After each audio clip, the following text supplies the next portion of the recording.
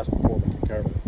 With the weather getting nicer and social distancing guidelines still in place, people are looking for ways to get outside of the house, and with parks closed and movie theaters closed, they're turning to the water around Mobile. Whether it be the rivers or the bay or the Gulf, people are trying to take advantage of one of Mobile's best resources. But unfortunately, with more people on the water boating, and particularly inexperienced boaters, serious injuries could happen.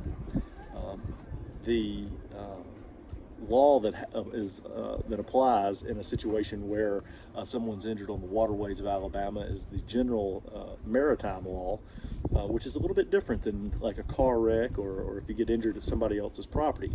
It's important that if you do have a case, to talk to somebody who has experience handling cases dealing with General Admiralty Law. Boats or personal watercraft like wave runners can be dangerous, and the reason is that they don't have a brake, and so you can't stop a boat as quickly as you can a car. And even if you turn the throttle off or try to avoid a collision, the boats and personal watercraft aren't quite as responsive, and so oftentimes impacts happen. And when they happen on the water, unfortunately, a boat or a wave runner hitting a person can be deadly.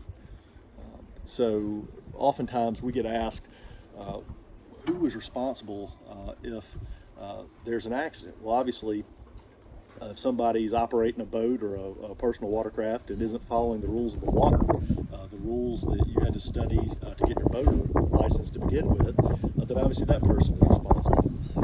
But if a parent or a vessel owner lets a child or somebody who's inexperienced operate the vessel, then they too can be responsible if they seriously injure or unfortunately even kill somebody.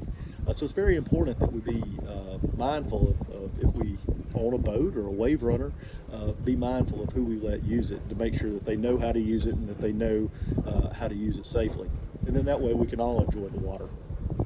Another question we get is there insurance coverage in the event of an accident in a boat?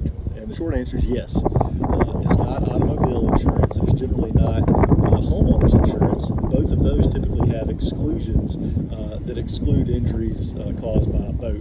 There is specific insurance that applies to boats, and it provides liability coverage in the event that you cause injury to someone else, or just like in a car situation, there's an uninsured or underinsured boater policy that you can purchase also.